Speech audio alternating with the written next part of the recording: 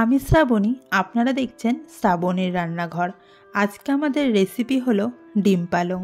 এই শীতে খুব সহজে বানিয়ে ফেলতে পারেন ডিম পালং।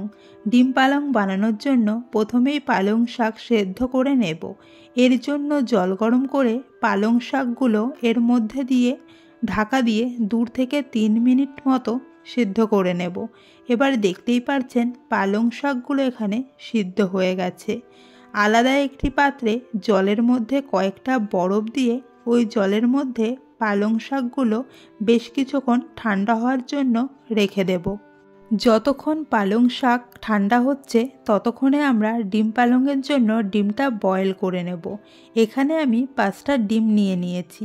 জলের মধ্যে সামান্য নুন ও ভিনিগার দিয়ে দেব। ভিনিগার দিলে ডিমের খোসাটা খুব ভালোভাবে উঠে যাবে। ডিমটা বয়েল হয়ে গেলে গ্যাসটা বন্ধ করে রেখে দেব। এতক্ষণে পালং শাকটা ঠান্ডা হয়ে গেছে। এবার একটি মিক্সির জারে পালং শাক নিয়ে নেব। সাথে কয়েকটা ধনেপাতা ও আপনারা যেরকম ঝাল খেতে চাইবেন সেই অনুযায়ী লঙ্কা দিয়ে একটা পেস্ট করে নেব। এটিকে এখন সাইডে রাখবো। আর এখানে ডিমের খোসা ছাড়িয়ে ডিমগুলোকে একটি ছুরির সাহায্যে লম্বা লম্বা করে চিড়ে দেব। এভাবে সবগুলো ডিম চিড়ে নেব। এরপর সামান্য লবণ ও সামান্য হলুদ দিয়ে ডিমগুলোর গায়ে মাখিয়ে নেব। এরপর কড়াইতে তেল গরম করে একটা একটা করে ডিম তেলে দিয়ে দেব। তারপর ডিমগুলো ভেজে নেব।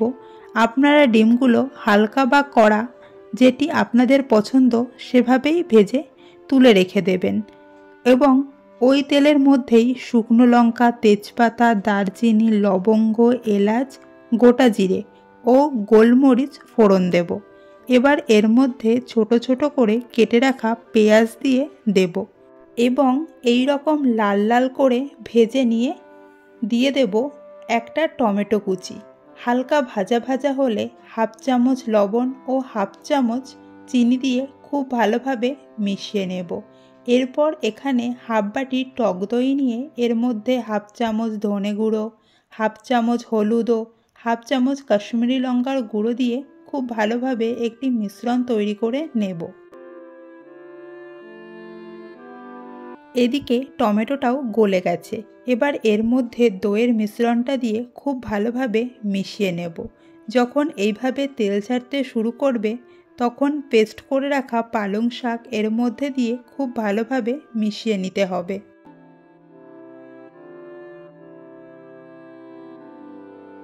যখন এভাবে ফুটতে শুরু করবে তখন ভেজে রাখা ডিমগুলো এর মধ্যে দিয়ে দেব এবং পালং শাকের সাথে ডিমগুলো খুব ভালোভাবে মিশিয়ে দেব।